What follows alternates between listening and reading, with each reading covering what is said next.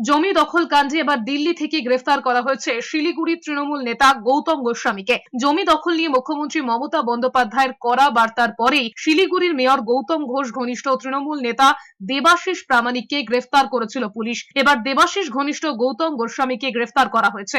গৌতম গোস্বামী ডাবগ্রাম ফুলবাড়ি ব্লকের তৃণমূলের সহ সভাপতি, পাশাপাশি শিলিগুড়ি জলপাইগুড়ি উন্নয়ন পর্ষদের সদস্য গৌতম। দেবাশিস গ্রেফতারের পরেই শিলিগুড়ি ছেড়ে প্রথমে হায়দ্রাবাদ, সেখান থেকে বেঙ্গালুরু, পরে দিল্লি যান গৌতম। সেখান থেকেই তাকে গ্রেফতার করে পুলিশ। এদিকে জলপাইগুড়ির জমিকাণ্ডে গ্রেপ্তার করা হয়েছে বিজেপি নেতাকেও। গজলডোবার সরকারি জমি দখলের অভিযোগে বিজেপি নেতা উত্তম রায়কে গ্রেপ্তার করেছে পুলিশ। রাজগঞ্জের বিএলআরওর অভিযোগের ভিত্তিতে উত্তম রায়কে গ্রেপ্তার করা হয়েছে। বাম আমলে পাট্টা পেয়েছেন, বিজেপি করায় ফাঁসানো হয়েছে বলে দাবি উত্তমের।